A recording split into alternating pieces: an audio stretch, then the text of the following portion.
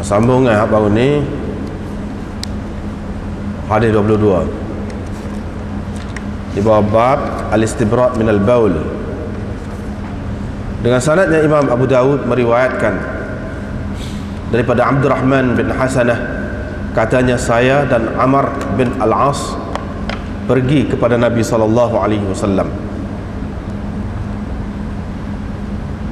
Fakharaja, dia pun keluar, yakni Nabi SAW keluar dalam keadaan bersamanya ada daraqah, yakni perisai dari kulit. Thumma istatara biha, kemudian Nabi SAW bersembunyi dengan menggunakan daraqah ataupun perisai itu. yakni Nabi SAW berlindung di balik perisai itu. Kemudian dia kencing. Faqulna, kami pun berkata, unzuru ilaih, tengok kepadanya itu, tengoklah kepada dia, dia kencing seperti mana perempuan kencing. Kata-kata itu didengar oleh Nabi SAW.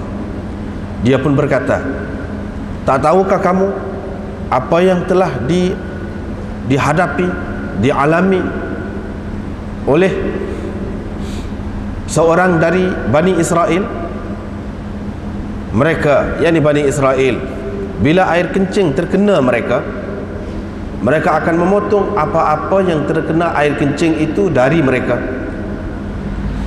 Fanahahum, sahib tadi, orang tadi, seorang daripada Bani Israel tadi melarang mereka. Kerana itulah dia diazab atau diseksa dalam kuburnya. Abu Dawud berkata, Mansur berkata, yakni dengan meriwayatkan daripada Abi Wa'il, daripada Abi Musa, berhubung dengan hadis ini, katanya jilda ahadihim, yakni apa-apa yang mengenai kulit mereka, apa-apa yang mengenai, yakni air kencing yang mengenai kulit seseorang dari mereka. yakni kalau kita kata jilda, yakni qata'u ma asabahu al-baul jilda ahadihim. Kalau kita kata jildi, ini dia balik kepada sana, minhum, yani qata'u ma asabahu al-baul min jildi ahadihim, jildi. Asim berkata, diriwayatkannya dari Abi Wa'il, daripada Abi Musa, daripada Nabi SAW, sabdanya jasada ahadihim atau jasadi ahadihim, yakni air kencing yang mengenai mereka. Apabila air kencing mengenai mereka, mereka memotong, mereka memotong tubuh mereka yang terkena air kencing itu, tubuh mereka yang terkena air kencing itu. Baiklah, bab kencing sambil berdiri. Dengan sanadnya Imam Abu Dawud meriwayatkan daripada Hudzaifah, katanya Rasulullah SAW pergi ke satu tempat buang sampah kepunyaan satu golongan orang. Baginda SAW pun kencing sambil berdiri. Kemudian dia meminta air, famasaha ala khuffai, lalu selepas itu dia menyapu khufnya, dua khufnya. Abu Dawud berkata, kata Musaddad, qala, katanya, yakni kata Hudzaifah, fadhahabtu ataba'adu, saya pun mahu pergi jauh, yakni pergi jauh darinya. Fada'ani, tetapi dia memanggil saya, sehingga saya kuntu inda aqibihi, saya berada dekat dengan tumitnya, jadi saya berdiri dekat tumitnya. Babun fil rajul yabulu bil lail fil ina, bab seseorang kencing, bab orang yang kencing pada waktu malam dalam bekas, kemudian disimpannya dekatnya. Diriwayatkan daripada Umaymah binti Ruqayqah bahawa dia berkata, Nabi SAW ada satu mangkuk min aidan, dari kayu, di bawah katilnya,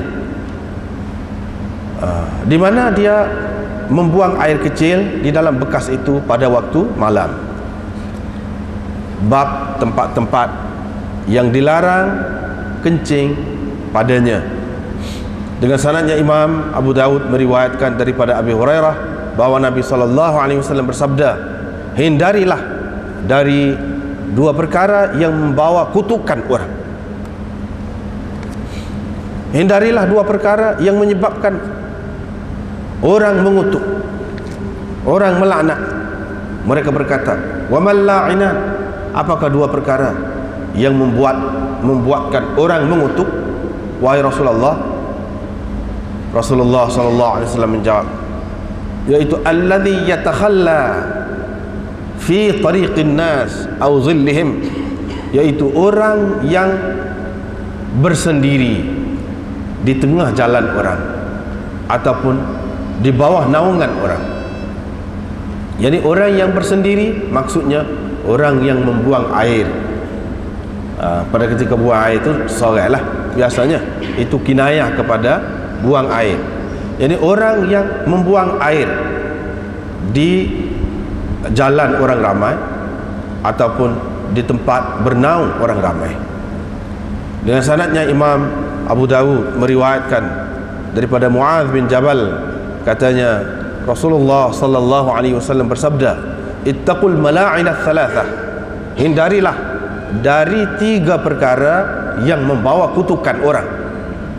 Pertama, membuang air besar fil mawarid, di ataupun di tempat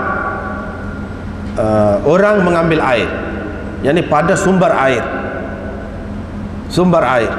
wa qari'atit tariq, dan di tengah jalan, wazil, dan di bawah naungan. Ini buang air besar di tempat-tempat tadi, tiga tempat tadi. Bab fil baul fil musta'am, kencing dalam bilik mandi. Dalam bilik mandi, asal maknanya bilik mandi air panas. Dengan sanadnya Imam Abu Dawud meriwayatkan daripada Abdullah bin Mughaffal, katanya Rasulullah sallallahu alaihi wasallam bersabda, jangan sekali-kali seseorang dari kamu atau sesiapa dari kamu kencing fi mustahammihi, di dalam bilik mandi.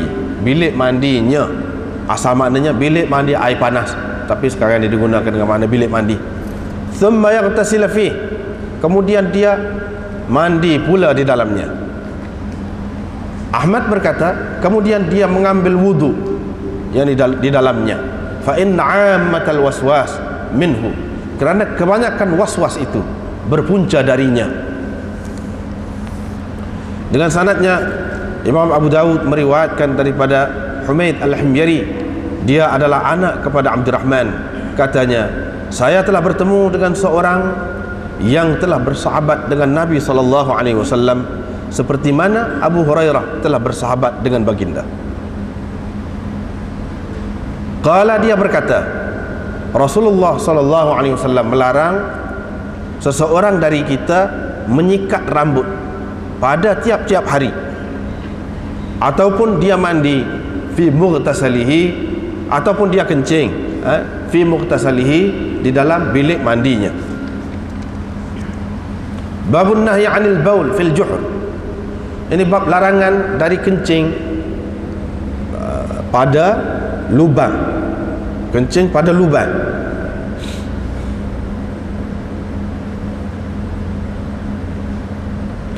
Atau larangan dari kencing di lubang. Dengan sanadnya Imam Abu Dawud meriwayatkan daripada Abdullah bin Sarjis, katanya Nabi SAW melarang dari dikencing, dibuang air pada lubang. Qala, kata perawi ini, mereka pun berkata kepada Qatadah, apakah yang menyebabkan dilarang kencing di lubang itu atau pada lubang itu? Kata Qatadah, kerana dikatakan ia adalah tempat-tempat tinggal jin. Itulah beberapa hadis dalam beberapa bab pada malam ini. Kita tengok semula tadi. Hadis nombor 22 yang mula-mula kita baca malam ni, baru ni pembaca dah. Baca semula ambil berkat. Riwayat daripada Abdurrahman, hak atas sekali sanad dia tu, Abdurrahman bin Hasanah sahabat Nabi SAW. Dia kata, saya intalaqtu ana, saya sendiri dengan Amr bin Al-As pergi kepada Nabi SAW. Kedua-dua orang ni adalah sahabat Nabi. Amr bin Al-As pun sahabat Nabi juga. Abdurrahman bin Hasanah pun sahabat Nabi juga. Ada orang mengatakan, jadi ada ulama mengatakan Abdurrahman bin Hasanah itu ialah adik-beradik kepada Syurahbil bin Hasanah. Yang ni seorang sahabat Nabi SAW. Ada orang mengatakan tidak, ni hak lain. Tak apalah, ke mana-mana pun kedua-duanya adalah sahabat. Kalau kita terima mereka ini, dua orang ni sahabat, setelah kita terima dia ni sahabat, bagaimana bila Nabi SAW kencing dan cuba menutup dirinya dengan perisai tu, mereka ni kata, tengok tu, macam mana dia kencing serupa dengan orang tina kencing. Adakah sesuai seorang sahabat ni kata begitu, terhadap perbuatan Nabi SAW? Ini macam dia tak kenal ni, macam dia tak kenal, macam orang kata buat nganyi, memperolok-olokkan, mempersendakan perbuatan Nabi SAW itu, sedangkan dia ni sahabat. Kalau kita tengok dalam riwayat yang lain, riwayat Salman umpamanya, dan banyak lagi riwayat yang lain, disebutkan orang-orang kafir yang kata begitu je. Hak kata, tengok tu kecil seperti orang tina, dia kata tu kata sebagai buat nganyi.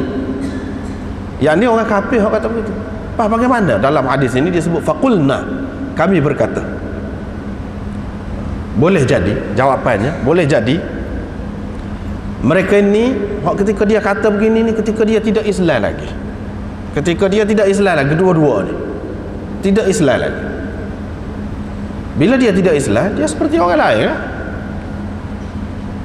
Seperti orang lain lah. Boleh jadi orang lain lagi buat menganyi, ataupun sahabat lain cerita ada orang kafir buat menganyi, itu mereka dua ni dah. Boleh jadi juga. Tetapi ketika mereka belum Islam, ni dia cerita dia peristiwa sebelum Islam, tetapi dia riwayatkan hadis ini kepada orang bawah dia, iaitu kepada Zaid bin Wahab. Yang ni Abdurrahman bin Hasanah ni cerita kisah ni kepada Zaid bin Wahab pada ketika dia Islam. Setelah dia Islam, tak apa lah tu, tak apa. Bukan dia cerita pada ketika dia tidak Islam. Dia syarat nak terima hadis ni, dia kena Islam. Perawi dia tu, perawi yang datang kita nak ambil, dia kena Islam, syarat dia. Itu syarat. Kalau tidak Islam tak boleh. Islam apa bukan Islam main-main, kena adil. Islam yang adil, yang bermaruah. Kalau Islam saja tak boleh lagi. Tak boleh lagi. Sebab itulah ni kata dhaif, orang ni kata macam ni, ni kata macam ni. Sebab tidak padan dengan Islam saja. Islam tu hak nombor satu sekali lah, mula-mula sekali. Bermakna dia meriwayatkan hadis ini, cerita ni setelah dia Islam, maka boleh terima lah. Itu kaedahnya, kaedah hadis. Walaupun cerita tu cerita semasa dia kafir. Hak dia kata gini-gini tu, dia kata tu sebagai orang kafir dulu. Pada masa dia cerita, dia Islam, tak apa, boleh terima. Seperti Abu Sufyan cerita kan, cerita kepada Heraklu. Dia cerita kisah Heraklu tu, yang mana Heraklu panggil pok-pok dia nak tanya tentang Nabi SAW. Lepas tu dia riwayat kepada orang lain, sebab orang Islam tak ada pada masa tu, kafir belakang pok-pok tu. Lepas tu dia cerita kepada orang lain, dia cerita selepas Islam. Boleh terima riwayat seperti itu. Dalam Bukhari apa banyak seumpama itu. Jadi macam hadis Abu Sufyan dalam Bukhari itu. Yang ni dia cerita selepas dia Islam, tak apa. Ni pun lagu tu. Itu satu pendapat. Pendapat yang kedua, iaitu faqulna, kami kata tu dia Islam dah. Bukan dia tidak Islam, dia Islam dah, tapi baru Islam. Sebagai orang Arab yang kebanyakan, memang dia biasa kencing sambil berdiri. Kalau orang lelaki ni kencing sambil berdiri. Kalau kencing sambil duduk tu pelik, jadi berasa pelik. Dia bukan nak buat nganyi sini, dia menyatakan keheranan dia, pelik, tidak serupa ramai-ramai. Boleh kita terima juga. Ni kalau dia Islam, kalau kita terima dia ni sudah Islam dah ketika dia riwayat ni, ketika cerita ni pun ketika dia Islam dah. Tapi boleh jadi Islam pun oleh kerana dia tidak biasa dalam masyarakat, tidak biasa begitu. Maka dia berkata, faqulna, kami pun kata, tengok dia kencing seperti orang Tino, pasal tidak biasa. Orang-orang Arab kebanyakannya kencing sambil duduk. Orang lelaki ni kalau kencing sambil duduk ni orang Tino. Itu yang kedua. Yang ketiga, faqulna, kami kata, yakni dia ini secara majaz, bahasa pinjaman. Bukan kami kata tu, mana dia kata. Kami itu dia mewakili, maknanya orang-orang masyarakat umum. Makna kalau tanya siapa-siapa pada masa tu, semua akan kata pelik tu lagu tu. Itu makna faqulna. Faqulna tu kami kata, yakni dia mewakili, seseolahnya orang lain ucapkan atas lidah dia, atas lidah mereka berdua ni. Ini orang panggil secara majaz. Itulah tiga pendapat. Nabi SAW keluar dan dia ada bersama dia tu daraqah perisai daripada kulit. Perisai ni macam-macam, daripada besi, daripada kayu, daripada kulit, macam ni daripada kulit, daraqah. Dia pun berlindung. Artinya Nabi SAW nak ajar kepada kita adab pada ketika buang air. Di antaranya duduk, di antaranya lagi kalau ada apa-apalah yang dapat melindungi kita daripada pandangan orang, kita gunakanlah, iaitu misalnya kalau ada perisai, tudung dengan perisai. Kalau ada payung, tudung dengan payung. Walaupun tidak dapat tudung sekeliling, tudunglah setakat mana hak boleh. Ini termasuk dalam adab. Kalau kita boleh buat binaan yang lebih kemah, lebih tertutup lagi baik, lagi baiklah. Ni setara dalam keadaan susah, dalam keadaan payah macam tu pun dia tunjuk juga cara kepada kita bagaimana supaya kita melindungi diri pada ketika buang air. Dia ajar juga. Apalagi dalam keadaan kita senang, lebih-lebih lagi lah kena buat. Fasami'a dzalika, Nabi SAW pun dengar hak dia kata. Lepas tu dia pun katalah, Nabi SAW pun katakan, mu tak tahukah apa yang telah dihadapi, ditanggung, dialami, diterima oleh seorang daripada Bani Israel. Ceritanya begini, orang Bani Israel ni kalau kena air kencing, mereka akan potong. Apa-apa yang kena air kencing dari mereka itu, mereka akan potong. Itu cerita dalam syariat Nabi Musa, Nabi dulu, dia kalau kena air kencing, kena kain, tak boleh nak dihilangkan najis itu dengan basuh, dengan air, tak boleh. Kecuali kena potong, kena gunting, kau kena kerak, kau kena apa, begitu.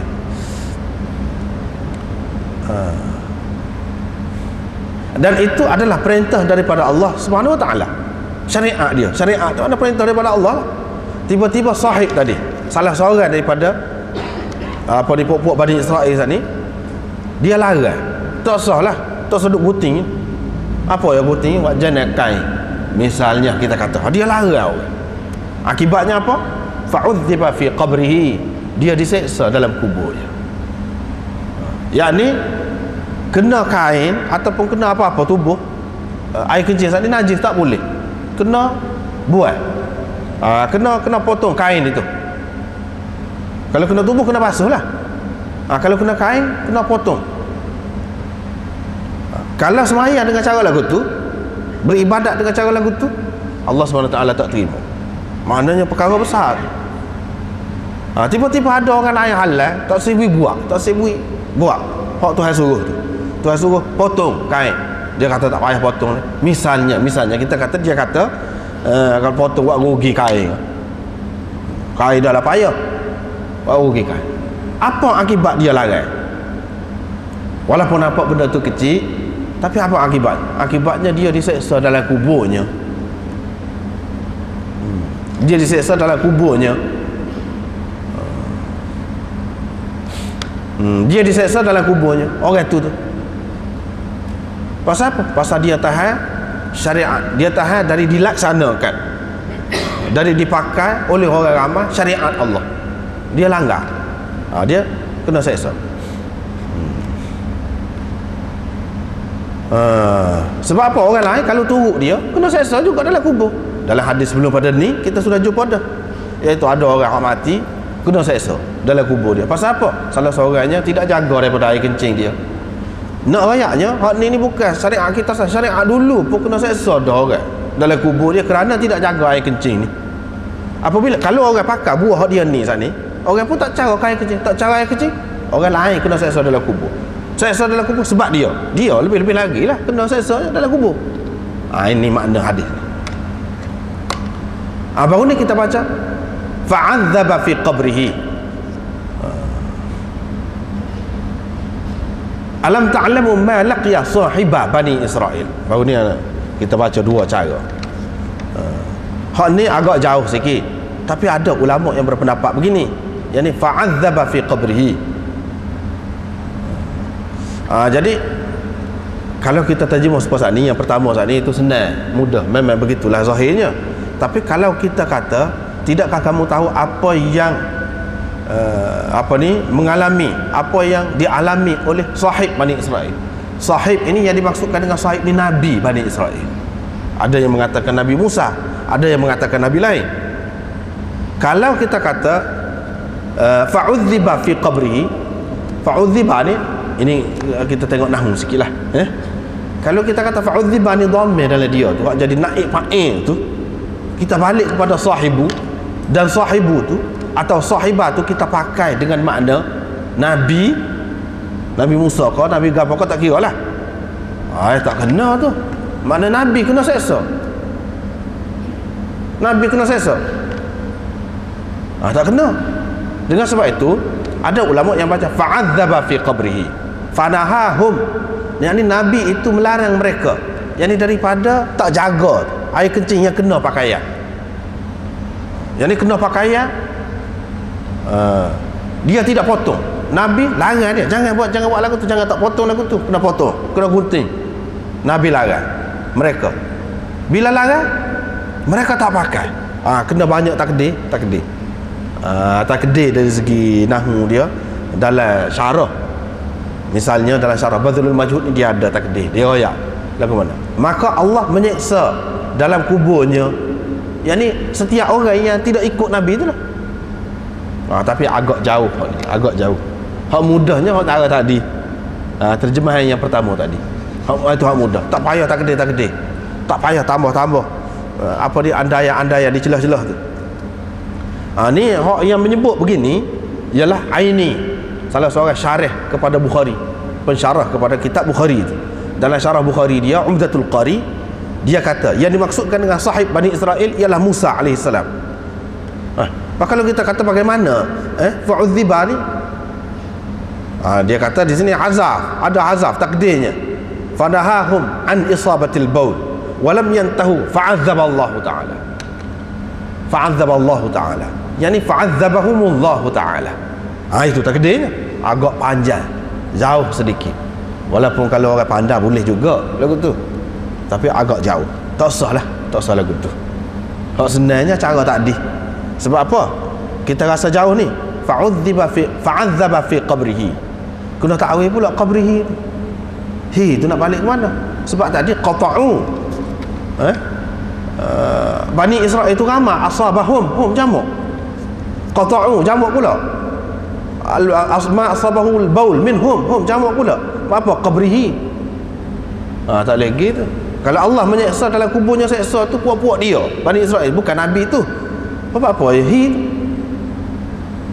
sepatutnya fa'adzabahum fi quburihim, sepatutnya. Itu tak lagi. Sebab tu kata molek tadi, walaupun orang besar kata lagu ni besar pun, tapi agak rumit lah nak betul ayat tu. Kena pusing banyak, banyak kali pusing, tak ada bahasa lah. Seperti tadi senang. Baiklah.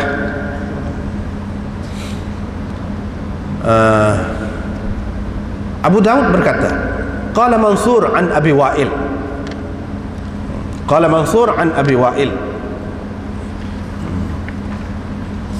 Mansur meriwayatkan daripada Abi Wa'il, daripada Abi Musa berhubung dengan hadis ini. Kata Abu Musa, jilda ahadihim. Yani kanu idza asabahumul baul qata'u ma asabahul baul, qata'u jilda ahadihim. Begitulah. Atau qata'u ma asabahul baul min jildi ahadihim. Kalau kata jildi,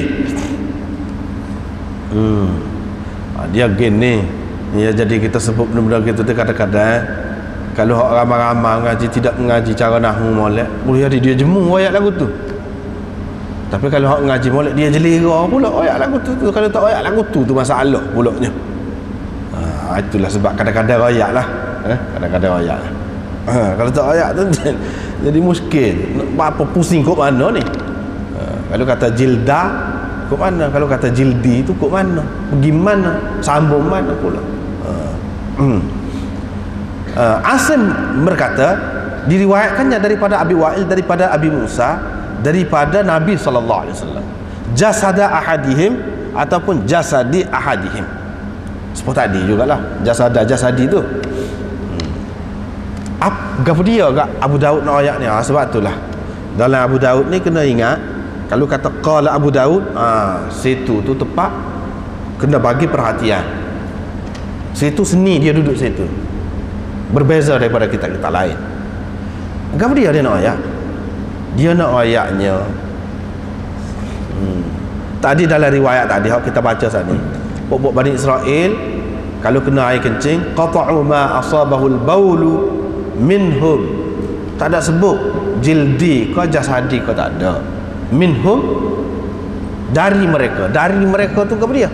Tak sebut. Apa yang mengenai, yakni air kencing yang mengenainya dari mereka.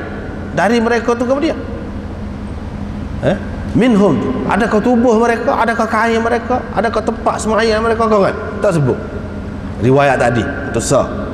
Yang kedua, dia nak ayat riwayat Mansur daripada Abi Wa'il. Riwayat ni daripada Abi Musa. Dalam ni ada sebut, yakni kalau kena air kencing jilda ahadihim, kalau air kencing kena kulit mereka. Yani kita kata idza asabahumul baul jilda ahadihim, situ boleh juga.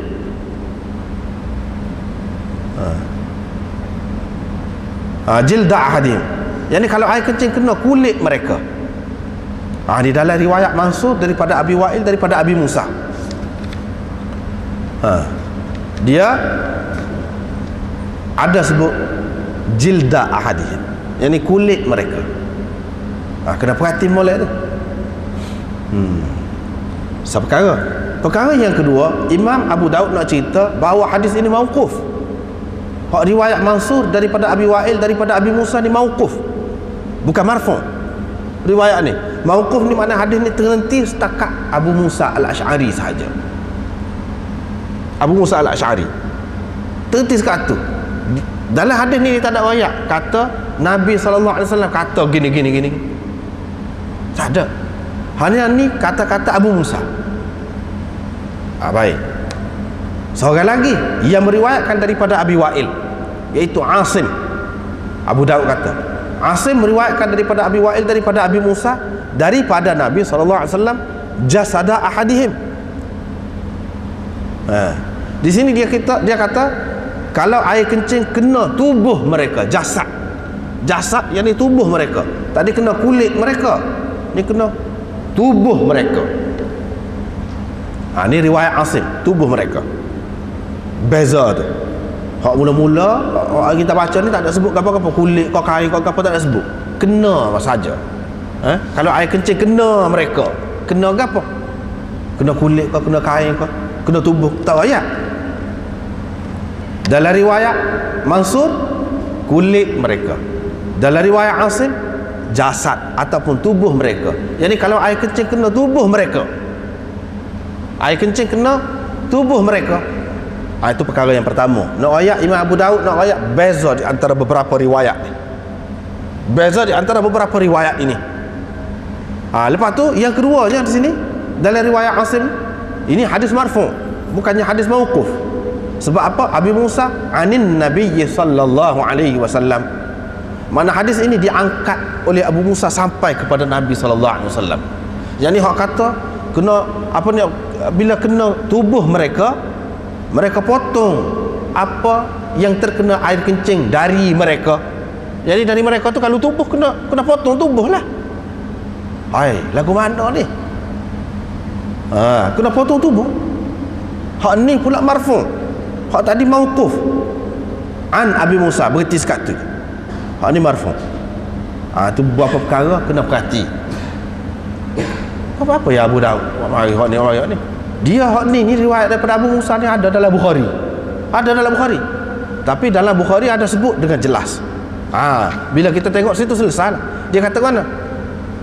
Ni. Kanu idza asabahumul baul thauba ahadihim. Thauba, yakni kain ataupun pakaian. Yani bila air kencing terkena pakaian mereka ataupun kain mereka. Tu dalam riwayat Bukhari. Dalam riwayat Abu Daud ini, hak tadi dia tak nak mari, tak ada gapo. Hak ni. Hak ni bukan riwayat Abu Musa al-Asy'ari. Patu apa yang Imam Abu Daud tiba-tiba mari Abu Musa ni dua kali buat mari ni buat apa? Dia nak ayat cerita ni hak beratnya Abu Musa al-Asy'ari. Sebab Abu Musa al-Asy'ari ni dalam Bukhari, dia sebut dalam Bukhari dia sebut dia kalau kecing, dia kecing dalam botol sama. Dia tak kecing luar-luar, dia kecing dalam botol. Apa? Orang tanya dia. Dia kata toleh. Pasal ni hadis ni lah nak mari. Bani Israel dulu kena seksa dalam kubur kerana tak jaga air kecing. Maka sahabat-sahabat apa ni tak sukalah dengan dia. Apa dia menyusah sampai begitu mau tu. Nanti menyusahkan orang lain pula. Tidaklah sampai macam tu. Nabi SAW pun kencing sambil berdiri di tempat, di kawasan orang tu. Maknanya kalau lah ada lah setelah kita jaga dah, katakanlah terkena juga, itu dimaafkan. Tidaklah perlu sampai kena kencing dalam botol lagu tu. Walau bagaimanapun itu tak apalah, itu latar belakang. Nak ayatnya Abu Musa al-Asy'ari ni adalah sahabat yang paling kerah dalam masalah air kecing ni. Kemudian kita kena tengok di sini beberapa perkara. Kena tengok sini. Hadis Abu Wa'il daripada Abu Musa ni, Abu Wa'il ambil. Mansur kata jildah. Asim kata apa ni, ambil daripada Abi Wa'il kata jasada atau jasadi. Lagu mana ni? Ni bendanya. Benda ni benda payah. Baru kita kalau kita belajar hadis tahulah. Hak yang betulnya ialah riwayat Bukhari. Bila air kecil kena kain mereka. Hak tu kain. Hak yang keduanya jildah hadir, betul juga. Tapi bukan kulit tubuh ni. Kulit pakaian. Sebab orang zaman dulu dia pakai pakaian dia tu daripada kulit. Bila air kencing kena kulit mereka tu, yakni kulit berupa pakaian mereka itu. Tapi kita duduk ingat bila kulit ni kulit tubuh. Itu mengelirukan. Mari orang kemudian pula dia kata kulit tubuh kita lah kulit ni. Dia pun tukar. Jildah tu jasadah. Jadi bila air kecil kena tubuh mereka, dia tukar. Ini orang panggil tasarruf perawi. Pengubah suaian yang dilakukan tokok tambah yang dilakukan oleh perawi.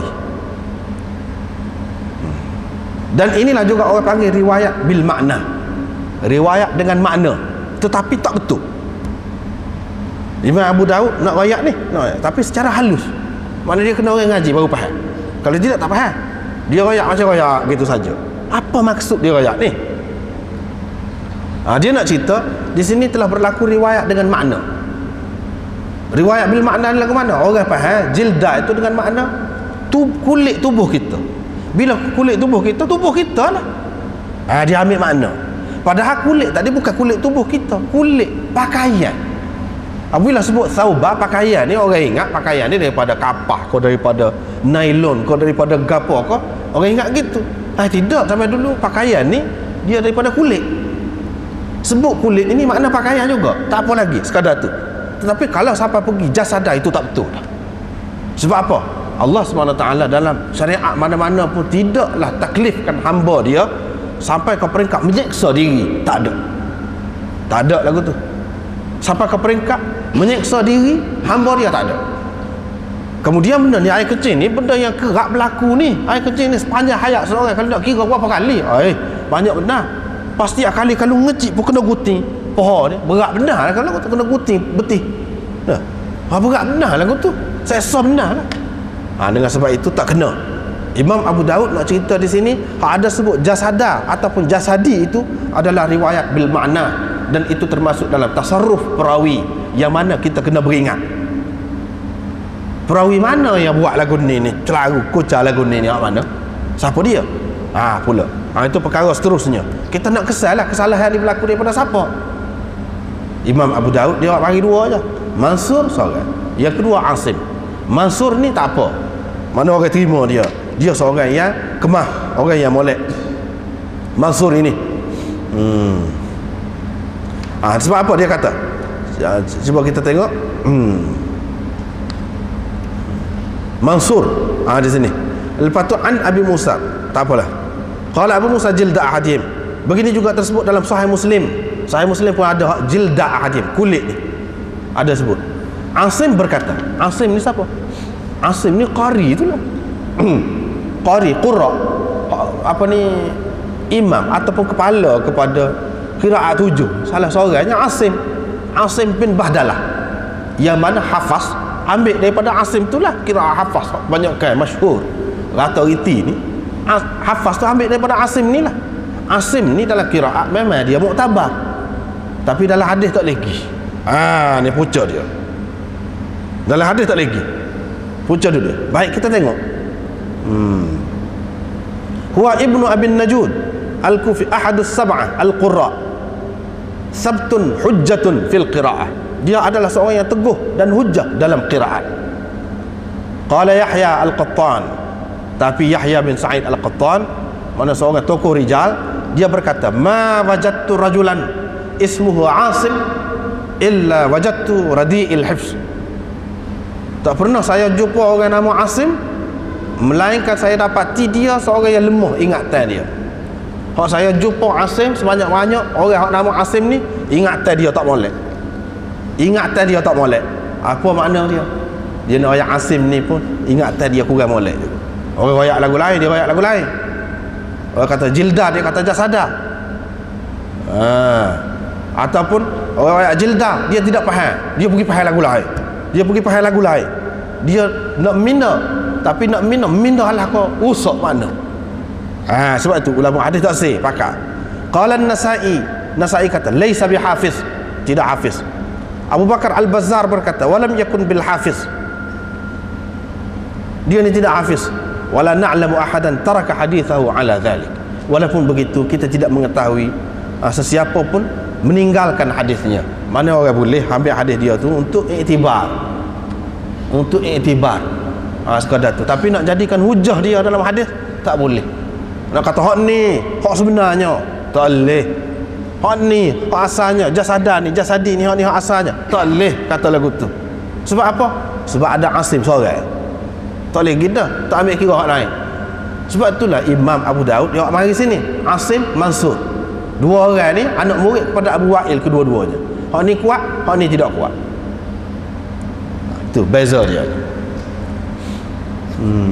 Kadang-kadang orang ni kuat dalam satu bidang, dalam bidang lain dia lemah sana. Ada lagu tu. Termasuklah hak ni Asim. Baiklah.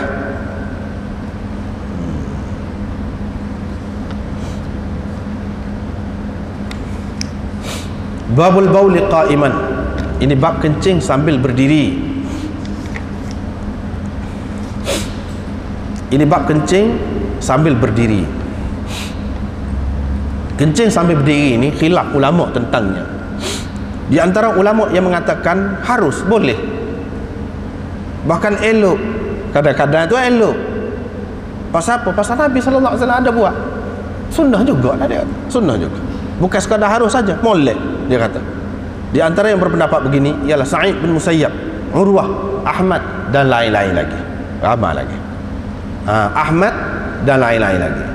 Imam Ahmad lah, Ahmad tu Imam Ahmad lah.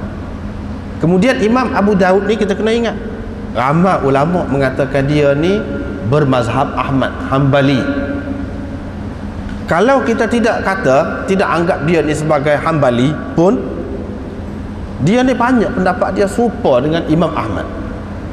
Termasuk di antara hak serupa dengan Imam Ahmad hak ni, sebab dia buat mari bab kencing sambil berdiri, kencing sambil duduk tak ada buat mari, tak ada. Dia nak cerita ke dia nak ayat dia hak lebih kuatnya kencing sambil berdiri tu, hak kencing sambil duduk. Bagi dia tidak kuat mana nak banding dengan hak ni kencing sambil berdiri. Cuma disebut tadi Nabi SAW buang air besar,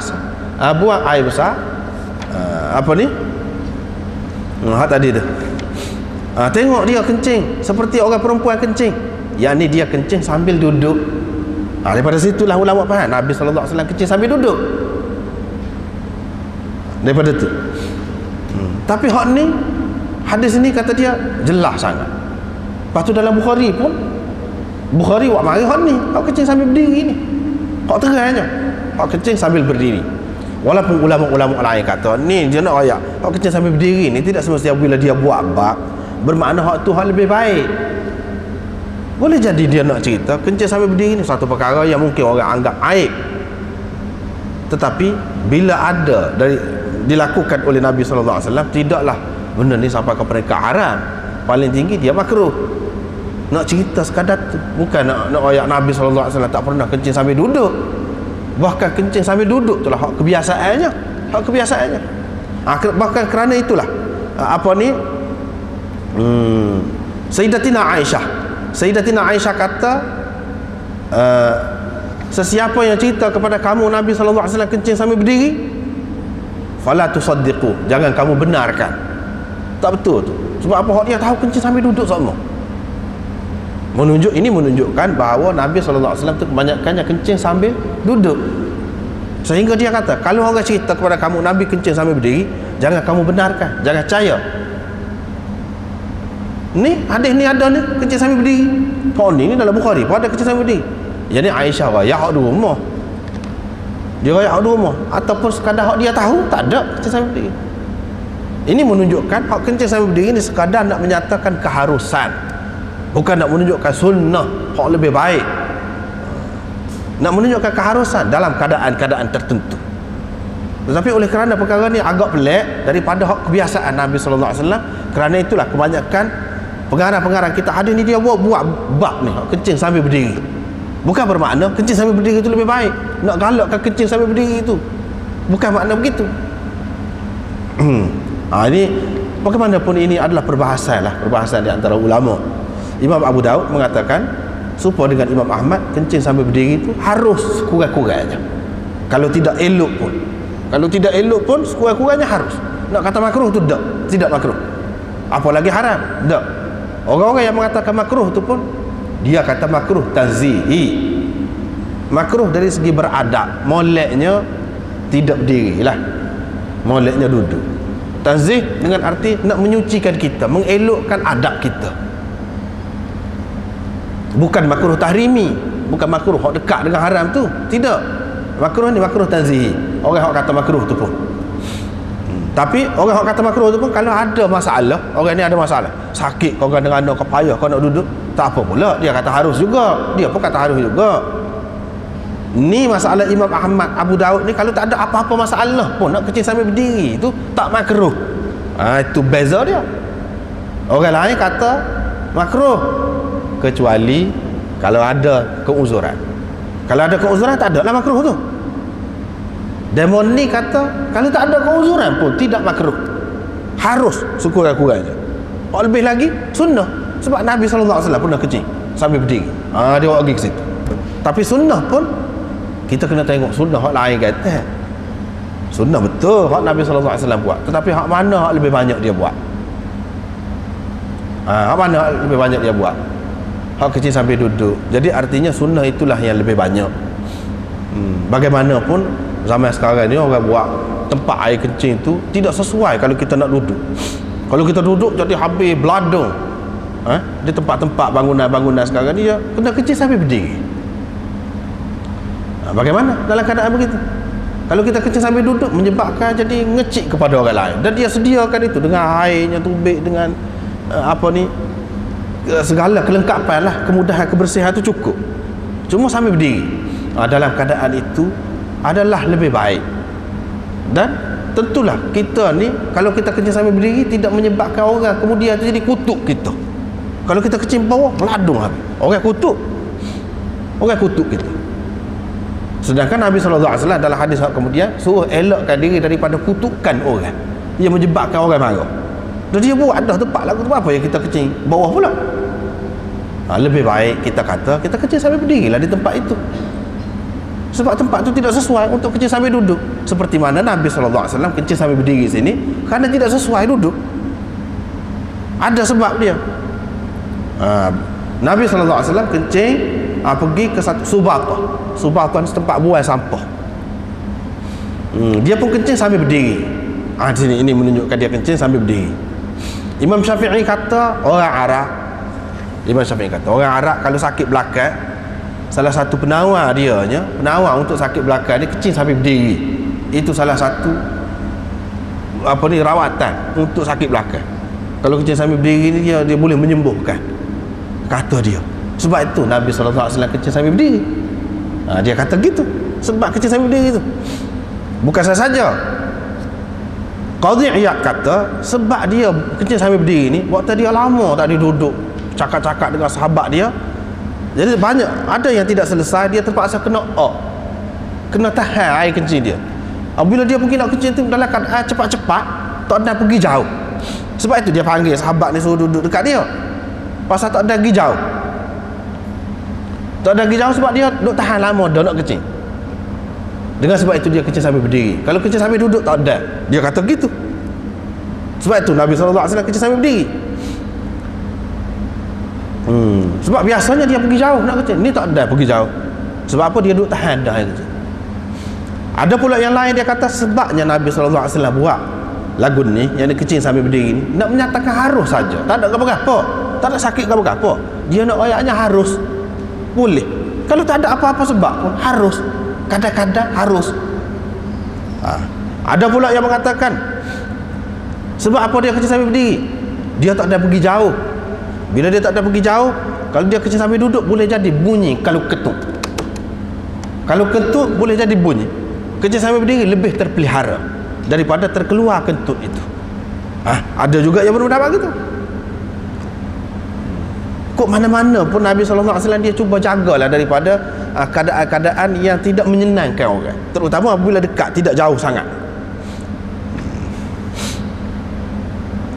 Tetapi Hakim dan lain-lain mengemukakan hadis daripada Abi Hurairah bahawa Nabi SAW kencing sambil berdiri ini sebab dia ni sakit ni di bawah pelipatan lutut dia sakit situ. Dia kata dia buat marah tu, padahal hadis itu tidak sahih, hadis itu dhaif. Daraqutni dan Baihaqi dan lain-lain mengatakan dhaif. Abu Awanan dan Ibnu Syahin pula mengatakan kencing sambil berdiri ni memang boleh, tapi sudah mansuh dah, kata dia. Lah ni tak boleh dah, makruh. Dulu memang harus, lepas tu tak boleh. Tidak harus dah, hanya makruh. Daripada harus pergi kepada makruh, bukan haram juga, tidak haram, makruh. Ini ni kata. Ada pula yang mengatakan tidak, hak kencing sambil duduk tu mesti hak mansuhnya. Hak ni hak nasikh. Hak ni yang memansuhkan. Artinya dulu suruh sangat kencing sambil duduk, sesoalnya kalau kencing sambil berdiri ni makruh. Dengan perbuatan Nabi SAW kencing sambil berdiri ni menghapuskan hak makruh tu jadi harus. Hak sebalik tadi. Macam-macam lah pendapat ni,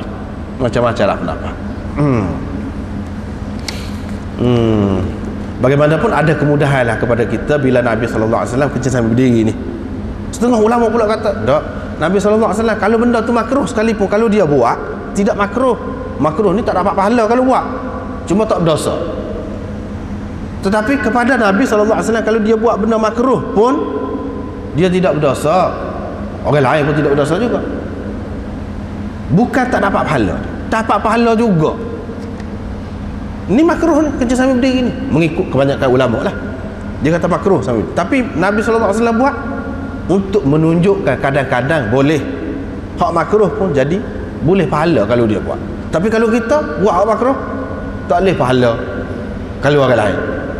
Ini di antara contoh benda makruh kepada orang lain. Kalau Nabi SAW buat, bagi dia boleh pahala, bagi kita tak boleh pahala. Tak apalah.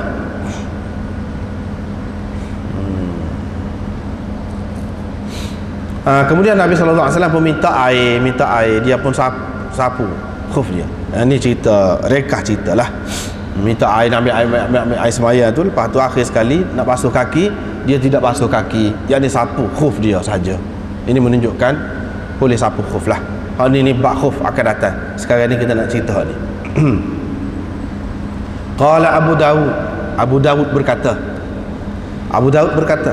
qala Musaddad, kata Musaddad, qala, katanya, fadhahabtu ataba'adu, saya pun nak pergi jauh, nak menjauhkan diri darinya. Fada'ani, tetapi dia panggil saya hingga saya berada dekat tumitnya. Jadi saya berdiri nak belaga tumit dengan dia. Mana belaga belakang dengan dia, dekat duduk dengan dia. Apa maksud Imam Abu Dawud kata gini? Qala Abu Dawud, qala Musaddad. Tadi cuba kita perhati semula, babul baul qa'iman, bab kencing sambil berdiri. Wa bihi qala haddatsana Hafs bin Umar wa Muslim bin Ibrahim qala haddatsana Syu'bah qala wa haddatsana Musaddad qala haddatsana Abu Awanah wa hadza lafzu Hafs an Sulaiman an Abi Wa'il an Hudzaifah. Ini perbahasa sanad. Biasanya dia bahas sanad lah. Qala Abu Dawud itu, Imam Abu Dawud ambil daripada 3 orang tok guru dia. Hadis ni dia ambil daripada 3 orang tok guru dia. Yang pertama Hafs bin Umar, yang kedua Muslim bin Ibrahim. Mereka berdua ni kata haddatsana Syu'bah. Pusing, berhenti sekali. Sanad asal laginya Imam Abu Dawud ambil daripada tok guru dia Musaddad. Musaddad ambil daripada Abu Awanah. Musaddad ambil daripada Abu Awanah. Ini lafaz Hafs daripada Sulaiman, daripada Abi Wa'il. Ni hak hadis hak dia akan sebut ni, hak dia sebut ni, ata Rasulullah sallallahu alaihi wasallam subata qaumin dan seterusnya ni, hak dia sebut ni lafaz hadis apa ni? Hafs. Kata guru dia Hafs tadi. Hak ni lafaz hadis Hafs. Dia nak cerita ni pula ni lafaz hadis Musaddad. Dalam riwayat Musaddad, hak salah lagi.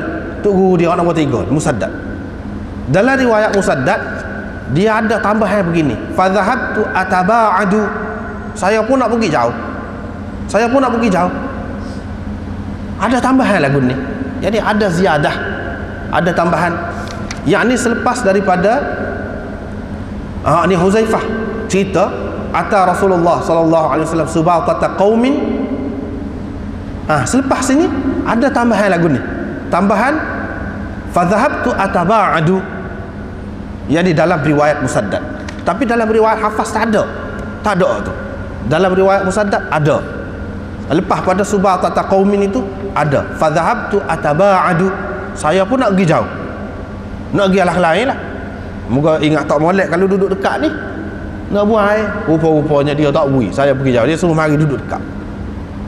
Tu beza.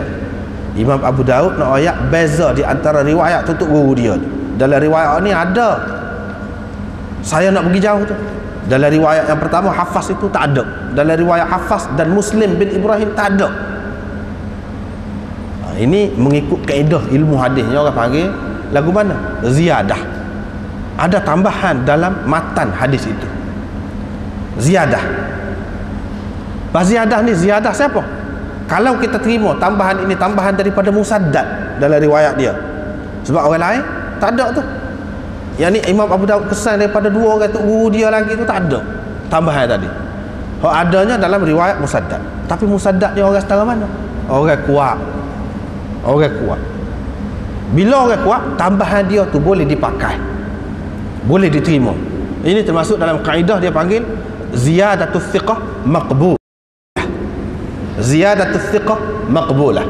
Tambahan orang yang kuat, orang yang thiqah boleh diterima. Yang ni hak ni fazhabtu ataba'adu ni perkataan itu boleh kita terima. Sebagai termasuk dalam riwayat yang sahih juga. Sahih juga. Sebab apa? Sebab boleh jadi seseorang tu walaupun dia molek, dia baik, dia tak ada apa masalah, tapi kadang-kadang dalam cerita dia tu dia rekah. Apa salahnya? Dia merekah.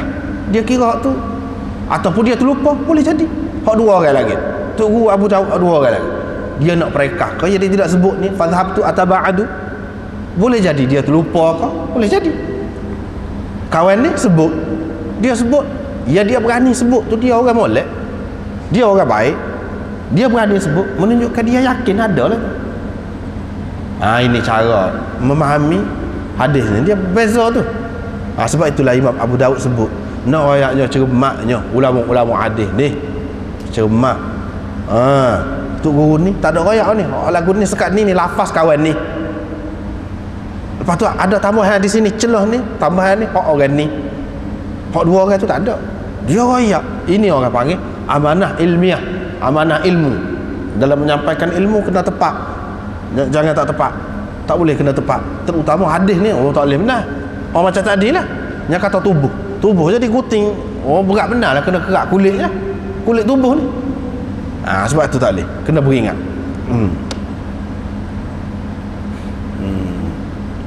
Fada'ani hatta kuntu 'inda aqibihi, sehingga saya berada dekat tumitnya, dekat tumit Nabi sallallahu alaihi wasallam. Ini menunjukkan bahawa orang lain yang ada dekat kita sekali nak kecil tak apa. Bahkan kalau dia menjadi pelindung kita kepada orang lain daripada pandangan orang, tak apa. Orang yang jadi pelindung kepada kita. Tak ada pelindung lain, tak ada payung, tak ada gapo. Orang sekurang-kurangnya biar dia duduk di belakang, tak apa. Kalau tak saya duduk pun sekarang ni di bangunan-bangunan sekarang ni dia ada banyak tempat-tempat kencing. Orang tu kencing hadiah, orang dah kencing hadiah cara dia. Tak apa lagu tu. Ini menunjukkan tak apa. Dalil daripada hadisnya tak apa. Kadang-kadang kita berasa kita tu lebah lah, kita kata kita reju sikit, waruk sikit, tak saya kecing lagu situ. Kita nak masuk kecing dalam jamban. Pas jenuh tunggu lah bukan jamban. Nak buang air besar tu so lah. Pas lama pula tu buang air besar pula, kita tak boleh nak kecing ni. Pasal apa? Sini ada 2, 3 pak ni ada tempat kecing, tak saya kecing kita. Pasal nak tunggu hak dalam tu. Tak perlu buat lagu tu. Kalau Nabi SAW sahabat dia ada dekat, dia boleh kecing, tak apa. Kita apa lagi lah. Ini tidak bercanggah dengan sifat warak, dengan lebay kita, tak ada kena-mengena hak ni, tak ada kena-mengena. Tak apa, kita boleh buat lagu tu. Jangan dibuat sama lah. Jaga-jaga tu tak apa. Jaga-jaga. Kalau pergi tempat lagu tu tak apa. Jangan kita ni susah. Kadang-kadang orang ni beragama, belajar agama, ikut agama, kau jadi susah hidup dia. Tak ada pasal tu. Agama sebenarnya jadi kau mudah sepatutnya. Kau ngaji kau mudah, luah. Senang kita, lega. Sepatutnya kita puasa gitu. Jangan kau mengaji, kau jadi tak masuk akal. Kau jadi tak masuk akal. Jadi orang berasa kau pelik. Jangan berasa begitu. Jangan buat lagi. Ni pengajaran ni memang jelas. Daripada hadis-hadis ni jelas. Nabi SAW menunjukkan kecil sampai berdiri dah perkara. Orang pula ada dekat dia. Bagi kita kalau Nabi SAW boleh buat lagu tu, bapanya kita tak boleh buat. Iyalah, tapi kalau kita pakai kain plekat susah juga nak kecil sampai berdiri tu, nak buat kat mana? Kalau saya lock jadi nampak pula. Pohon ke apa? Itu susah. Itu kelebihan orang pakai seluar pula situ tu. Sebab pakai seluar, kalau pakai seluar dia boleh buka, kita kata butang seluar tu ataupun zip seluar tu dia boleh buka. Senang, sikit saja, tak nampak orang. Tapi kalau kain, susah nak akak kot. Kalau nak buka ke atas susah juga. Ini kelebihan orang pakai seluar. Di antara kelebihan ni. Sebab itulah kalau kita tengok dalam sejarah ni, dalam sejarah Islam lah, sahabat-sahabat ni zaman Sayyidina Umar lebih ramainya pakai seluar. Di zaman Nabi SAW sendiri ramai pakai kain. Sebab apa? Tradisi orang Arab pakai kain. Itu dalam sejarah. Tradisi orang Arab pakai kain. Setelah mereka ni bergaul dengan orang luar, orang kita panggil tamadun luar, masuklah seluar. Di antaranya seluar. Sebab itulah seluar bahasa Melayu pun seluar. Bahasa Arab sirwal, dia mari daripada Parsi, syirwal. Syirwal, syirwal, sirwal, seluar, dekat-dekat tu. Asalnya Parsi, bahasa Parsi. Ya, ni budaya Parsi, ni budaya luar ni. Pakai seluar tu asalnya. Tetapi sahabat-sahabat terima baik. Dia berasa molek. Yalah, kalau naik unta pun, kalau naik kuda pun pakai kain. Selok bukan main tu kalau pakai seluar. Kalau pakai kain. Tapi kalau pakai seluar tidak. Tak timbul masalah tu. Kalau tempat-tempat yang sejuk, sejuk, pakai kain, masuk ke bawah ni. Tapi kalau pakai seluar, selamat. Banyak perkara lah. Misalnya nak kencing sini, nak kencing. Jadi tidak banyak dedah aurat. Tapi kalau pakai kain, lebih terdedah. Supaya juga perempuan, bagi anak, ada lebih suka perempuan pakai seluar. Seluar yang molek lah, biar molek lah.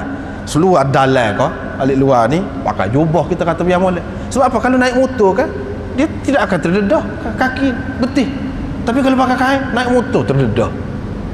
Ini kelebihan pakai seluar. Sebab itulah di zaman sahabat-sahabat, terutama di zaman Sayyidina Umar, lebih ramai sahabat pakai seluar. Sampai Sayyidina Umar larang. Sayyidina Umar kata apa? Pakai supaya orang ajam. Pakai kain, dia kata. Tetapi tak ada siapa pun dengar. Tak ada siapa pun dengar. Ni nak ceritanya kadang-kadang budaya luar ni, lebih orang berasa selesa. Benda tu tak boleh ditahan. Sayyidina Umar tu dia ada politik dia. Itu larangan politik, bukan larangan hukum. Nak kata haram kau tidak. Itu dari segi politik. Ada kadang-kadang Sayyidina Umar ni dia larang dengan maksud politik. Dia banyaklah maksudnya, kita tidak nak bincang hak tu sini. Jadi nak hak ni dulu. Baiklah. Seterusnya, orang yang kencing pada waktu malam dalam bekas, thumma yad'uhu 'indahu, kemudian dia menyimpannya dekat dia. Dia simpan. Boleh ke tidak? Ini bab kecing, kita kecing dalam bekas. Dalam makuk ke, dalam botol ke, dalam apa-apa tu letak tepi. Pagi esok pergi buang. Ini pengajaran daripada Nabi sallallahu alaihi wasallam. Cara kecing pun ajar. Terutamanya kepada orang zaman dulu, mustahak benar ni. Kalau pergi kecil tanah, jauh pergi kecil. Pagar dia tak ada. Ular, jeking, kala, macam-macam ada. Rimau pun ada kalau zaman dulu. Kalau awak duduk dalam hutan tu, kan susah tu. Susah kalau nak kecil ni kena pergi jauh. Jauh daripada rumah. Dia rakyat tu sesuai dengan keadaan. Ini satu keadaan. Yang kedua, keadaan orang sakit. Susah nak bangun pergi mari. Hak duk bawa apa ni, jabe ke, hak duk bawa ni botol air, nak pergi ke jamban, susah. Jadi dengan adanya ni hadis ni, seseorang ni, Nabi sallallahu alaihi wasallam tak sakit, tak ada rakyat sakit ke apa, tak ada rakyat sakit, untuk kesenangan, kemudahan kepada umat dia. Jika kita rasa perlu buat lagu tu, kita malas nak bangun, sakit orang misalnya tua-tua, buat lagu sana ni apa apanya, tidak salah. Nabi sallallahu alaihi wasallam sendiri pernah buat. Apa orang sakit sekarang ni, dia ada bekas-bekas air kecing tu. Buat kecing dalam tu senang. Tidaklah kata mesti kena bangun, kena gapo. Allah SWT buat kita ni ada mahram, ada isteri, suami gapo. Ini menunjukkan orang-orang ni orang-orang yang rapat, mana sampai satu peringkat. Kalau dia tengok nampak kemaluan kita, Tuhan tak kira gapo tu. Tuhan tak kira gapo. Itulah sebab dalam hukum ni ada suami isteri. Maknanya mana kita malu dah dengan adik-adik kita pun sampai satu peringkat dengan adik-adik kita. Tapi dengan isteri dengan suami tidak. Hak nak duduk rapat dengan kita kalau sakit, kalau siapa, bukan adik-adik kita. Dia duduk dengan tu lelaki dia. Bini hak nak duduk. Inilah hikmahnya. Apa ya? Dedah aurat gapo. Kita kata bersetubuh. Sampai ke peringkat tu lah. Boleh. Mana ketika ni pun demon ni boleh bantu kita. Demon ni boleh bantu kita. Kita tak boleh nak gerak. Kita tak ada berasa apa. Waktu nak, kalau tidak seksa juga orang sakit ni. Main dengan isteri, main apa ni, kita tak selesa lah. Dia siapa? Dia siapa? Tapi kalau isteri sendiri kan senang. Supaya juga kalau isteri, suami dia sendiri, yang mana halal kepada dia, melihat kemaluannya sekalipun halal, kan senang. Selesai masalah kita tu. Selesai masalah kita. Adik-adik kita pemalu dah kita. Dulu iyalah masa kita kecil tak kisah, tapi bila besar rasa malu. Dengan adanya hadis-hadis yang seumpama ini memudahkan. Ini orang perempuan yang meriwayatkan ini, Hukaimah binti Umaymah binti Ruqaiqah. Ini paling emok belaka. Ayah dia sebut ni. Dianya binti Abdullah. Tapi sebut nama mak sebab apa? Mak pun sahabiah, sahabat perempuan Nabi sallallahu alaihi wasallam. Dia ni pun sahabat juga, sahabat perempuan Nabi sallallahu alaihi wasallam. Dia kata Nabi sallallahu alaihi wasallam ada satu mangkuk min aidan atau min idan. Mangkuk dari kayu. Mangkuk dari kayu ataupun dari pokok kurma, pokok tamar. Kayu pokok kurma. Aidan. Ada setengah ulama baca idan. Ya, tak perlu bahas lah, tak perlu semua bahas. Bahas jadi panjang pula dari segi bahasa-bahasa ke apa tu. Ini mangkuk kayu lah, mangkuk kayu. Dia ada mangkuk kayu, duduk bawah katil dia. Itu perkara yang kedua. Nabi SAW ni pakai katil juga. Dia ni dikatakan zahid. Nabi SAW ni zahid, bukan sekadar warak saja. Warak ni seseorang tu jaga diri dia daripada perkara haram. Hak dia buat tu benda halal, walaupun benda hak sedap-sedap pun halal. Warak dah tu orang panggil tu, lagu tu. Tidak warak daripada pakaian saja, tak. Warak-warak ni iaitu orang yang jaga daripada perkara haram. Perkara halal dia buat. Setara mana? Warak dah. Makan daging ayam nak hari pun warak. Halal. Kalau halal bagi dia. Kalau halal memang. Kalau haram tu tak kira lah tu. Hak halal makan nikmat setara mana, sedap setara mana, tidur sedap setara mana pun warak. Orang panggil. Tidak orang kita ni dia kata pakai teropah baru warak. Waktu zahid, waktu tu zahid lain, dia tinggi lagi. Zahid ni hak halal, kalau hak lazat-lazat, hak sedap-sedap dia tak buat. Dia tak say. Tak say bukan tak say saja duk hipung piti, tak. Tak say bui kau orang lah. Waktu dia kira dia pada sekat ni tidur atas tikar. Pada tidur atas tikar, tak say tidur atas lemek. Tak say pakai kasut, pakai teropah. Makan tak say makan daging ayam, makan ikan kering. Piti banyak buat kewajikan. Tu zahid orang panggil. Kalau lagu tu zahid. Walaupun halal tetapi hak lebih-lebih daripada keperluan dia tak buat. Tu zahid lah. Nabi SAW ni tak ada lah. Nombor satu zahid. Contoh zahid. Zahid pun dia pakai katil. Ni ayatnya konsep zuhud dalam Islam ni bukan seperti yang setengah-setengah dalam kitab-kitab tasawuf tu. Kalau kita tengok zahid itu benar lah, mana tak ada langsung katil-katil gapo tak boleh, lembek gapo semua tak boleh. Tak. Kalau kita nak mengikut cara tasawuf, mengikut Nabi SAW, tidak menghalang daripada seseorang itu dinamakan zahid walaupun dia pakai katil. Nabi SAW ada lembek. Patut kata dia tidak atas tikar, ada ketika dia tidak atas tikar. Maknanya dia ni orang yang tidak cerewet lah, tidak payah basuh kata. Tidak payah basuh, mudah. Lagu ni pun tak apa juga, Tidak kata jadi nak marah balah dengan bini kerana tak jaga benda-benda lagu tu. Tak ada. Lah mana ada tak apa, terimalah hal tu. Kalau susah, cara susah. Senang, cara senang. Zuhud dia pun bila dia senang, dia simpan makanan untuk setiap bini dia tu selama setahun, untuk setahun. Tu zuhud Nabi. Lagu tu tak apa, lagu tu tidak bercanggah dengan agama. Lagu tu pun zahid. Kita tak boleh kata zahid Nabi ni ketika sesak, bila dia kaya tahu makanan sampai setahun. Tak ada lah zahid dia pada ketika tu. Tak boleh kata lagu tu. Nak ayatnya zahid lah tu. Lagu tu lah zahid yang betul. Tidak makna zahid tu meninggalkan dunia. Lagu tu jadi puak-puak sami pula. Lagu tu puak-puak padri. Dalam Islam tidak nak tu. Sebab tu kita tengok dia ada katil, dia ada lembek, dia makan ayam, dia makan itik, dia makan arnak. Setengah-setengah kita pun tak aja makan, dia makan. Makna dia terbuka, mudah basuh. Yabulu fihi fil lail, dia kencing dalam bekas itu pada waktu malam. Pada waktu malam lah. Ini pada waktu siang tak. Dia simpan untuk pada waktu malam. Yang ni dalam keadaan perlu, misalnya kalau nak pergi keluar tu ada mungkin perkara-perkara yang membahayakan. Di zaman Nabi SAW bukan binatang saja yang bahayanya, musuh-musuh pun ada juga. Musuh-musuh, pokok kafir ni, pokok munafik ni, duk cari peluang semua kita bila keluar seorang.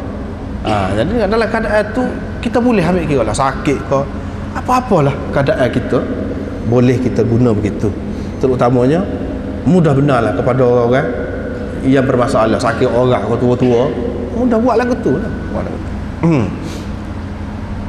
Air kecil saat ni kadang-kadang Nabi SAW sendiri pergi buat. Kadang-kadang bini dia nak royaknya, bini dengan suami ni rapat gitu mau lah.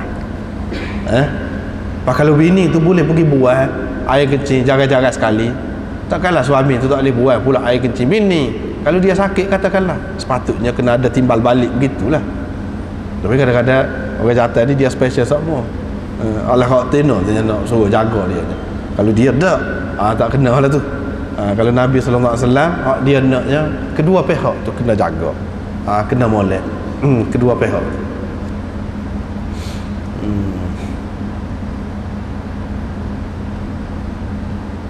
Ada juga dalam sepanjang-panjang Nabi SAW duduk buat gitu tu, ada seorang perempuan namanya Barakah, ni sahabiah, yang minum air kecil tu. Cerita ni tak ada dalam hadis ni, ada dalam kitab, yang minum. Nabi SAW esok kata pergi cari, mana air kecil? Tak ada, ni air kecil dia ni. Dia pun tanya, mana air kecil ni? Tak ada ni, air kecil dalam makuk ni. Kata perempuan itu, saya minum.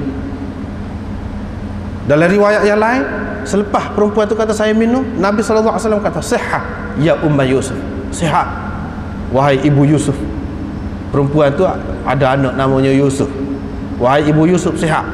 Katanya perempuan itu tak sakit sampai ke akhir hayatnya, sampai ke mati tak sakit. Tapi hadis itu tidak sahih, tak boleh nak buat dalil, tidak sahih. Walaupun ada dalam kitab, jangan dipakai hak tu. Setengah-setengah orang ni dia kenal, dia kenal kalau orang buat gitu ke dia. Setengah-setengah tu tutup guru lah, tutup guru, kepala-kepala agama ni kadang-kadang dia suka orang buat lagu tu. Orang minum air kaki dia, basuh kaki dia, dia suka. Orang jadi hamba abdi dia. Tak boleh, tak salah buat lagu tu. Bahaya kepada orang lain dan bahaya kepada diri sendiri. Bahaya kepada diri sendiri, tak sah. Ni cerita Nabi, kalau betul hak ni pun ini khusus untuk dia ni.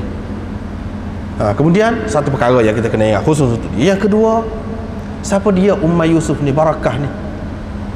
Cuba kat mari riwayat dia dalam kitab-kitab tak ada. Mana orang biasa sangat dia ni. Sahabat-sahabat besar lain, kalulah betul hak ni jadi sihat minum air kecil ni, pakat berebut lah, mitok lah kata, dah ada kelebihan. Tak ada siapa buat lagu tu. Sahabat-sahabat besar hak tinggi-tinggi ni tak ada. Cerita Nabi bekal Abu Taibah ambil minum darah dia, itu cerita yang ganjil, yang pelik, kes orang panggil waqi'atu hal la umumalaha. Ni peristiwa khusus yang tidak boleh kita umumkan. Dia ada keadaan orang ni, keadaan dia terlalu kasih sangat. Orang lain pun kasih juga, tapi dia waras. Hak ni kasih ni siapa tak waras? Tak waras ni lah ke mana? Misalnya orang terlalu kasih kan, ada ibu lah kasih, anak jatuh dalam telaga katakanlah, atau jatuh dalam sungai. Bila dia jatuh, dia tak khabar dah diri dia terjun lalu dalam sungai. Itu tidak waras orang panggil. Walaupun kasih betul, pasal apa dia tak kerti berenang, lemah pakai dia, mati pakai dia, tak seh lagu tu, tak seh. Hak waras ni lagu mana? Kalau perempuan saat ni anak dia jatuh, dia tidak terjun, dia panggil orang. Walaupun dia kasih kepada anak, dia panggil orang. Sebab apa? Kalau dia terjun pakai dia lemah, dia tak pandai berenang, itu hak waras. Ni ada keadaan-keadaan lagu tu ni. Orang dalam keadaan bercinta, dia kadang-kadang dia mabuk, kata dia tak khabar ke diri, sebab itu dimaafkan dia, tak apa dia. Tapi Nabi SAW tak pernah galakkan supaya orang ambil ni darah ni pakat minum. Ada ke lagu tu? Tak ada. Hukumnya sama. Darah, air kecil, dalam Quran, dalam hadis kata najis, semua najis. Setengah ulama mengatakan air kecil Nabi, darah Nabi ni suci. Buktinya hak ni kes lain. Kalaulah suci, kalaulah memang ada kebaikan sungguh, ada galakkan, tentu sahabat-sahabat besar buat lagu tu. Sayyidina Abu Bakar ngulu-ngulu lagi buat. Dia tak ada sebut satu pun Sayyidina Abu Bakar pernah berlaku kepada dia macam ni. Bini dia sendiri kok, siapa dia yang lebih kasih kepada Nabi daripada bini dia? Kau nak kira bini dia, tapi waras tidak buat lagu tu. Kalau tidak, sesoalnya dia nak bagi contoh kepada orang bahawa air kecil ni suci pula, sedangkan duduk raya air kecil ni najis, tak boleh kena sikit pun tak boleh. Mana pula minum? Ini benda kita kena faham. Berlaku kepada sahabat dengan Nabi sallallahu alaihi wasallam ni adalah luka tangan. Waktu dia kasih sangat, dia boleh hisap, tak berasa kembang. Ni keadaan orang lain tu, dia mabuk tu mabuk. Tapi kalau biasa, tak sih. Darah nyamuk gigit dia tu boleh tak sih bahaya. Pasal apa? Takut cemar tangan dia. Tapi kalau orang dia kasih anak dia, tak apa, habis puas tangan ni, tak apa. Ni keadaan manusia. Sahabat-sahabat ni pun lagu tu juga. Kita kena tengok hukum-hukum dalam hadis ni hak kebanyakan. Jangan tengok orang dua tu. Jangan tengok orang dua. Tak boleh buat lagu tu. Mana ada seorang kau isteri Nabi sallallahu alaihi wasallam yang sebut dia ada minum air kecil Nabi? Mana ada? Tak ada. Dengan sebab itu ini kita tak boleh pakai. Apalagi dia tu dhaif, tidak sahih. Bila tak sahih tak boleh nak amal lah. Kalau kita kata nak amal, dah Nabi tak ada, dah nak amal lagi mana? Tak ada dah, habis cerita dah. Orang zaman dulu ketika dia ada pun tak ada orang berebut kerana nak dapat kelebihan tu. Tak ada. Habislah situ.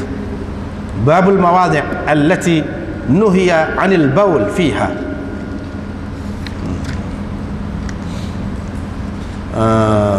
Ini dua tempat. Hadis yang pertama disebut dua tempat yang membawa kepada kutukan orang, yang menyebabkan orang laknat kita. Nabi SAW suruh elakkan diri. Apa dia? Iaitu buang air di tengah jalan orang, dan buang air di bawah naungan tempat orang berteduh. Nabi SAW tak sibui buang air situ. Sebab apa? Mengganggu orang. Begitu juga kalau kita buang air tempat-tempat lain lah, yang menyebabkan orang ni jadi marah, jadi bobel lah kita kata. Tak boleh. Supaya juga tidak nanti buang air tengah jalan. Buang air di tempat, di bilik air, tapi tak basuh molek. Orang kemudian mari, dia sumpah kita. Tak boleh juga. Tak mesti tengah jalan. Maksudnya jangan membuatkan orang ni kutuk kita. Kutuk ni apa mana? Laknat ni walaupun dia tidak doa dalam masjid, ya Allah, jauhkanlah orang ni daripada rahmatmu. Walaupun dia tidak kata lagu tu, hakikatnya tubik daripada hati dia tu. Bila kata laknat ni maknanya doa supaya rahmat Allah jauh daripada orang tu. Mana tak berkat dalam hidup kita. Sebab itu tasih, jangan kita buat benda-benda lagu tu. Bukan makna tengah jalan saja. Ni tengah jalan ni hak biasa. Kalau tempat buang air pun kalau tidak jaga, tak cuci molek, pun menyebabkan orang jadi marah juga. Bukan kata dalam bilik air tak apa, kita tak pam air pun tak apa. Dah supaya tu lah ya, supaya. Ini menunjukkan nak suruh kita jaga kebersihan, dan biar bertempat. Nak buang air itu biar bertempat. Dan bila kita buat sesuatu yang kotor, yang cemar, janganlah pula kita tinggalkan dalam keadaan yang membuatkan orang lain marah kepada kita, walaupun di tempat khusus untuknya pun. Dalam hadis ini disebutkan dua perkara. Dalam hadis yang satu lagi disebut tiga perkara, iaitu berak, al-baras, berak. Dekat dah tu. Baras, berak. Baras ni maknanya keluar ke tanah lapang, terdedah. Sebab orang zaman dulu dia nak buang air, dia pergi ke tanah lapang. Dia tak ada tandas apa di sekitar rumah dia ataupun dalam rumah dia, tu tak ada. Baras maknanya keluar ke tanah lapang. Maksud dia buang air lah di sini. Asal maknanya keluar ke tanah lapang, tapi di sini maknanya buang air besar, berak, baras. Dekat dah tu. Fil mawarid, di tempat sumber air. Fil mawarid, di tempat sumber air, di tempat mata air, kalau kita buang berak situ, tak boleh. Atau fil mawarid, di tempat-tempat ambil air, tidak mesti sumber, sungai tempat orang mandi, tempat orang basuh, tempat orang ambil air, kita berak sungai, mawarid juga tu, tak boleh juga. Fil mawarid, mana tempat orang datang, tempat orang berkunjung. Misalnya di wakaf tepi jalan tu, kita berok situ. Sedangkan orang pergi nak tunggu bah gapo situ. Tak boleh juga, termasuk berlaku dalam hadis ni. Tak boleh berlaku. Buang air besar di tempat-tempat ni. Buang air kecil pun tak boleh juga. Tak boleh juga. Lepas tu Imam Abu Daud dia kata tempat-tempat yang dilarang kencing dalam hadis ni yang kedua ni, elakkan diri kamu daripada 3 perkara yang membawa kutukan orang. Yang pertama, buang air besar. Tak ada cerita air kecil. Biasalah kalau buang air besar tu dengan sendirinya tu air kecil, tak payah sebut dah tu. Kita kata mana Imam Abu Daud ni buat bab air kencing, sedangkan dalam hadis ni tak ada air kencing. Hak sebutnya berak. Air kencing pun tak boleh jugalah, setiap yang mengganggu orang. Wa qari'atut tariq, dan buang air besar, begitu juga air kecil di tengah jalan, mana tempat orang lalu lalang. Tak boleh lah kata. Tak boleh. Wazil, dan tempat berteduh. Kalau negeri panas orang nak berteduh. Kalau di negeri sejuk orang nak ke panas. Tempat panas tu tak boleh juga. Tak boleh juga tempat panas tu. Sebab apa? Orang nak berteduh situ. Orang nak berjemur situ. Begitu juga lah tadi yang kita kata dalam tandah-tandah yang dikhususkan pun tak boleh juga kita buat sesuatu yang menyebabkan orang kutuk ataupun laknat kita. Babun fil bauli fil musta'am. Nampaknya kena sekat tu lah dulu untuk malam ni. Wallahu a'lam.